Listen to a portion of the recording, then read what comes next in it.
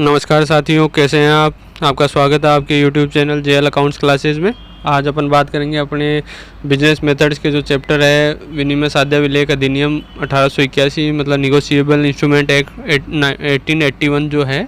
तो उसके लिए अपने TRA और जूनियर अकाउंटेंट एग्जाम में जो MCQs बन सकते हैं इस चैप्टर से रिलेटेड उनके बारे में। तो अपना जो पहला क्वेश्चन है वो है, निम्न में से कौन सा विनिमय साध्य विलेख अधिनियम 1881 के अनुसार विनिमय साध्य विपत्र नहीं है। मतलब जो निगोशिएबल इंस्ट्रूमेंट एक्ट है 1881 का, उसके अनुसार जो निगोशिएबल इंस्ट्रूमेंट है, विनिमय साध्य विपत्र है, विनिमय साध्य विलेख जो होते हैं वो कौन से नहीं है, वो कौन इसमें इंक्लूड नहीं है। तो यहाँ आंसर जो आएगा ऑप्शन से आएगा हुंडी। मतलब हुंडी को इसमें इंक्लूड नहीं कर रखा। विनिमय साध्य विलेख अधिनियम जो है एक्ट है, इसमें सिर्फ 3 ही विलेखों को, विपत्रों को शामिल कर रखा है। उसमें डिफाइन कर रखा है उनने, एक चेक, एक वचन पत्र जिसको प्रोवाइजरी नोट या प्रतिज्ञा पत्र भी कहते हैं, एक विनिमय पत्र मतलब विनिमय बिल जिसको बिल्स ऑफ एक्सचेंज भी कहते हैं। तो इन 3 को ही उसमें शामिल कर रखा है, उसके अलावा किसी और विपत्र की बात नहीं कर रखी। तो इसलिए क्वेश्चन बनेगा तो ये 3 ही विनिमय साध्य विलेख कहलाते हैं। फिर क्वेश्चन सेकेंड है, विनिमय साध्य विलेख की परिभाषा NIA 1881 की धारा में दी गई है। मतलब विनिमय साध्य विलेख जो होते हैं निगोशिएबल इंस्ट्रूमेंट्स जो है, उनकी जो डेफिनेशन है वो विनिमय साध्य विलेख अधिनियम 1881 निगोशिएबल इंस्ट्रूमेंट 1881 की कौन से सेक्शन में, कौन सी धारा में दिए गए हैं। मतलब इनकी परिभाषा कहाँ दे रखी है, कहाँ उनको उल्लेखित कर रखा है। तो यहाँ आंसर जो आएगा ऑप्शन बी आएगा, धारा 13 मतलब सेक्शन 13 में उनका उल्लेख कर रखा है, इनकी परिभाषा दे रखी है, इनके बारे में वहाँ डिफाइन कर रखा है। फिर क्वेश्चन थर्ड है, विनिमय साध्य विपत्र होना चाहिए। मतलब विनिमय साध्य विलेख जो होगा, जो बिल्स ऑफ एक्सचेंज होगा, वो क्या होना चाहिए, किस हिसाब से होना चाहिए, उसकी क्या विशेषताएं हैं। तो यहाँ आंसर जो आएगा ऑप्शन द आएगा, उपयुक्त सभी। मतलब सारे उसकी विशेषताएं हैं उस हिसाब से होने चाहिए। क्या लिखित होना चाहिए, मतलब वो रिटर्न में होना चाहिए, शर्त रहित होना चाहिए, मतलब उसमें कोई कंडीशन नहीं होनी चाहिए, कंडीशन लेस होना चाहिए, और हस्ताक्षरित होना चाहिए, मतलब वो साइंड होना चाहिए, किसी के साइन उस पर होने चाहिए जो। तो ये तीनों उसकी कंडीशन फुलफिल होनी चाहिए, तभी वो विनिमय साध्य विलेख की उसमें कैटेगरी में आता है। फिर क्वेश्चन फोर्थ है, चेक के मामले में वैधता अवधि 6 माह से घटाकर 3 माह किस तिथि से की गई है। मतलब जो पहले चेक की जो वैलिडिटी पीरियड था, वैधता अवधि थी, वो 6 माह रहती थी। जिस दिन उसको चेक की डेट है उससे 6 माह तक वो वैलिड रहता था।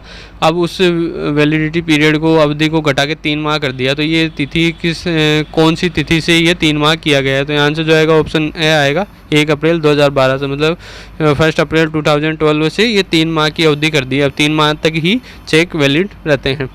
फिर क्वेश्चन फिफ्थ है, विनिमय साध्य विपत्र के संबंध में कौन सी मान्यता न्यायालय द्वारा उपचारित कर ली गई है। मतलब जो निगोशिएबल इंस्ट्रूमेंट हैं उनके संबंध में कौन सी मान्यता है जिसको कोर्ट ने उपचारित कर लिया, मतलब मान लिया। मतलब उसके संबंध में अगर कुछ बात होती है, कोई केस वगैरह होता है, तो अगर ये कंडीशन फुलफिल होती है तो उसके संबंध में कोर्ट उसको विनिमय साध्य विलेख मान लेती है। तो वो कौन कौन सी है। तो यहाँ से जो आएगा ऑप्शन द आएगा, उपयुक्त सभी। मतलब सारी जो मान्यताएं हैं उनको उसने उपचारित कर लिया है, एक तरह से उसको अप्रूवल दे दिए।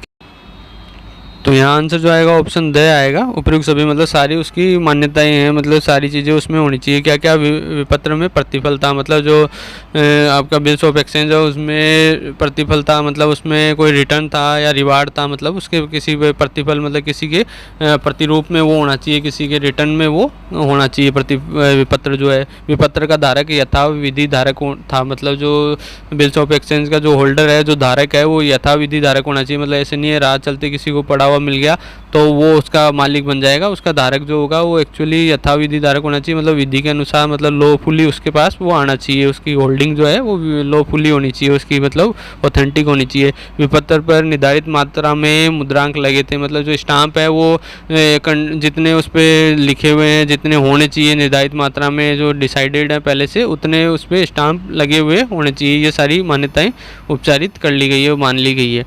फिर क्वेश्चन सिक्स्थ है, यदि कोई विनिमय साध्य विलेख के अनादृत हो जाने पर नोटिस देने की आवश्यकता होती है। मतलब कोई भी निगोशिएबल इंस्ट्रूमेंट जो है, जो अनादृत हो जाता है, डिसऑनर हो जाता है, मतलब जिस दिन उसका पेमेंट होना है, ड्यू डेट है, उस पर अगर उसका पेमेंट नहीं होता है तो वो अनादृत कहलाता है। तो जब ये अनादृत हो जाता है तो कौन से विनिमय साध्य विलेख की कंडीशन में उसको नोटिस देने की आवश्यकता होती है। मतलब नोटिस की आवश्यकता कौन से विनिमय साध्य विलेख में अनादृत होने पर देने की आवश्यकता होती है। तो यहाँ से जो आएगा ऑप्शन ए आएगा, विनिमय विपत्र। मतलब जो बिल्स ऑफ एक्सचेंज होगा उसमें ही नोटिस देने की आवश्यकता है, बाकी प्रतिज्ञा पत्र या वचन पत्र में नोटिस देने की आवश्यकता नहीं होती है अनादरण की स्थिति में। फिर क्वेश्चन 7 है, निम्न में से किसमें मुद्रांक की आवश्यकता नहीं होती है। अब भाई अपन ने बात की थी कि विनिमय विपत्र में मुद्रांक लगे होने चाहिए, तो कौन से विनिमय विपत्र में मुद्रांक की यानी स्टाम्प की आवश्यकता नहीं होती है, ज़रूरी नहीं है उसमें स्टाम्प लगे हुए हो, तो वो कौन सा होएगा? तो यहाँ से जो आएगा ऑप्शन से आएगा इस चेक में। चेक में स्टाम्प की आवश्यकता नहीं होती है, बाकी विनिमय विपत्र में और प्रतिज्ञा पत्र या वचन पत्र में, जो मतलब बिल्स ऑफ एक्सचेंज में और प्रोमिसरी नोट जो होता है, इन दोनों में स्टाम्प लगे होने चाहिए, तभी वो मान्य होंगे, नहीं वो मान्य नहीं होते। बाकी चेक में इसकी रिक्वायरमेंट नहीं होती है। फिर क्वेश्चन 8 था, एक व्यक्ति से दूसरे व्यक्ति को बिल का हस्तांतरण करने वाला कहलाता है। मतलब एक व्यक्ति के पास कोई बिल है जो दूसरे व्यक्ति को वो ट्रांसफ़र करता है, हस्तांतरित करता है, तो उस व्यक्ति को, पहले वाले व्यक्ति को क्या कहेंगे, वो क्या कहलाएगा? तो यहाँ से जो आएगा ऑप्शन से आएगा उपयुक्त दोनों। मतलब दोनों उसको कह सकते हैं, दोनों वर्ड्स उसके लिए यूज आ सकते हैं। एक तो प्रष्टांकक होता है, मतलब वो प्रष्टांकित कर दिया उसने किसी और के नाम, उसको प्रष्टांकन कर दिया, या बेचान करता, मतलब उसने किसी और को बेचान कर दिया, किसी और को बेच दिया। तो ये दोनों हस्तांतरित करने के दो तरीके होते हैं, या तो प्रष्टांकन के द्वारा उसको हस्तांतरित हो सकता है, या फिर बेच के उसको हस्तांतरित हो सकता है। तो ये दोनों वो कहला सकता है। फिर क्वेश्चन 9 है, इनमें से कौन सा कथन सत्य है? मतलब कौन सा जो स्टेटमेंट आपको दिख रहे हैं इनमें से एक स्टेटमेंट सही है, करेक्ट है? तो यहाँ से जो आएगा ऑप्शन ब आएगा, सभी यथाविधि धारक भी होते हैं। मतलब जो होल्डर होएगा किसी भी बिल्स ऑफ एक्सचेंज का, वो अगर यथाविधि धारक है तो वो धारक भी कहलाएगा। मतलब किसी के पास लॉफुली या विधि के अनुसार उसको बिल्स ऑफ एक्सचेंज मिला है, उसको विनिमय साध्य विलेख उसके पास है, वो धारण कर रहा है उनको, तो वो नॉर्मली धारक भी होगा। जबकि अगर कोई सभी धारक जो होंगे वो यथाविधि धारक हो, ये आवश्यक नहीं है।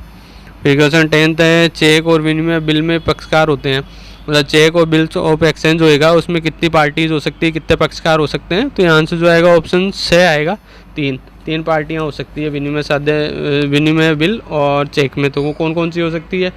उसमें एक लेखक हो सकता है जो लिखता है, एक देनदार हो सकता है जो, और तीसरा हो सकता है पाने वाला।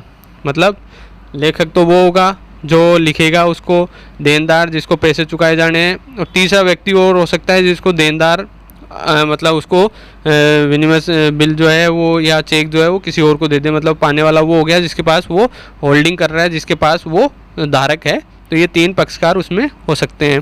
फिर क्वेश्चन 11 है, प्रतिज्ञा या वचन पत्र में पक्षकार होते हैं। मतलब जो प्रोमिसरी नोट होएगा उसमें कितने पक्षकार हो सकते हैं?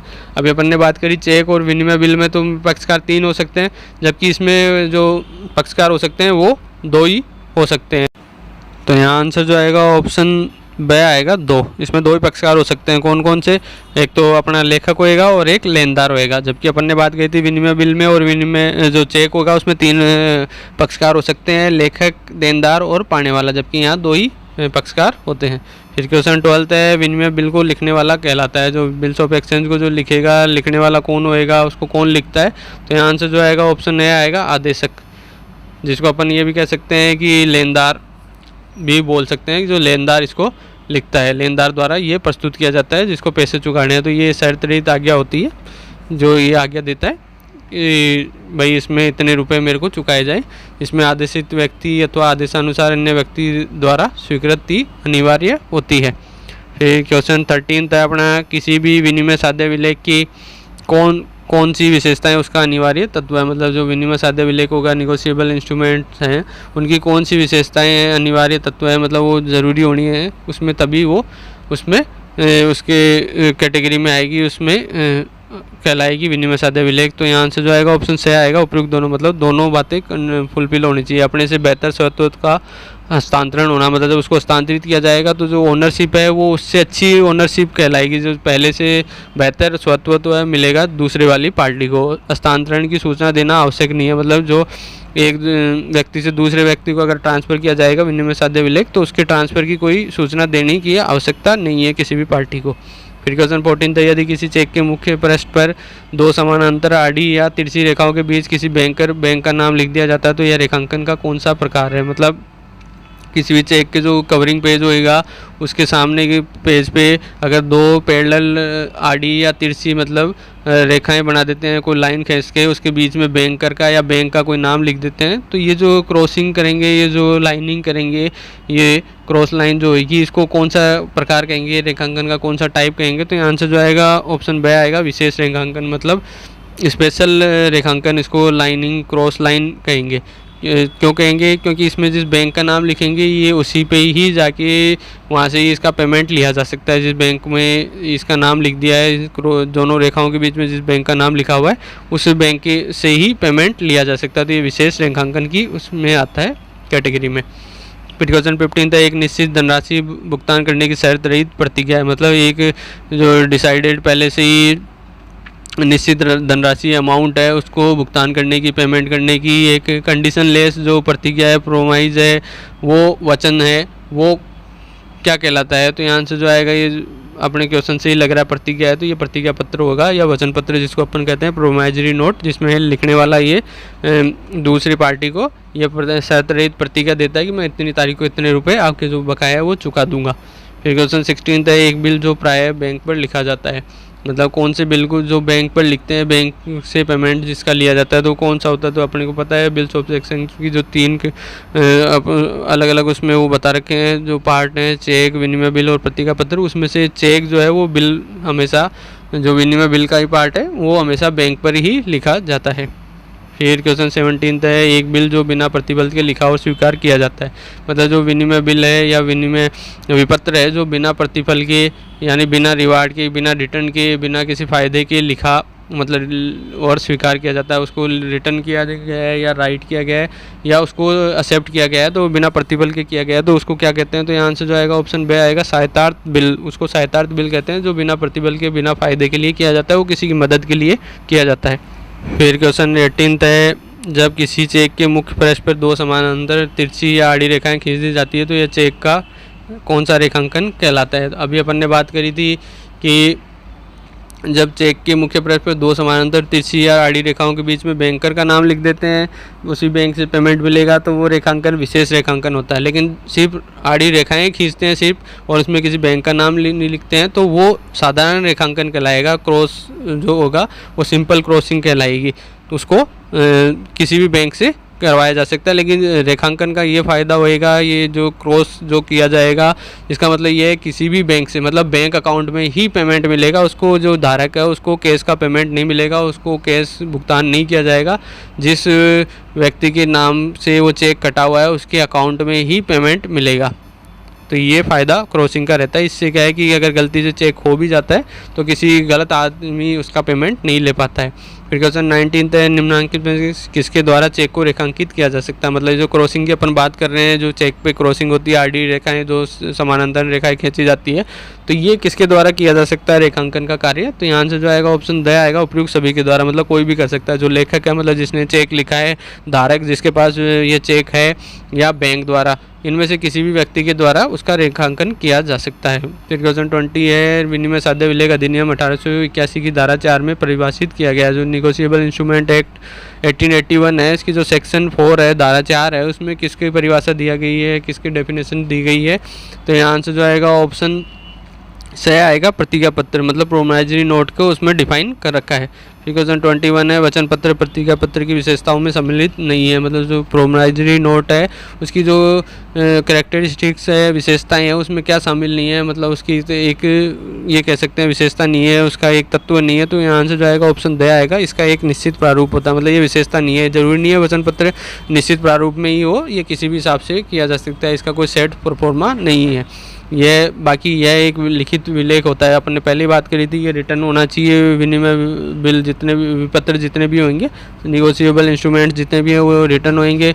निश्चित धनराशि के भुगतान का स्पष्ट वचन होना चाहिए, मतलब इसमें एक पहले से डिसाइडेड जो अमाउंट है उसके भुगतान का स्पष्ट वचन होएगा, इसमें क्लियर वो प्रोमाइज करेगा इतनी राशि का मैं पेमेंट करूँगा, और भुगतान का वचन शर्त रहित होना चाहिए, मतलब उसमें कंडीशन नहीं होनी चाहिए, जो वचन वो दे रहा है उसमें।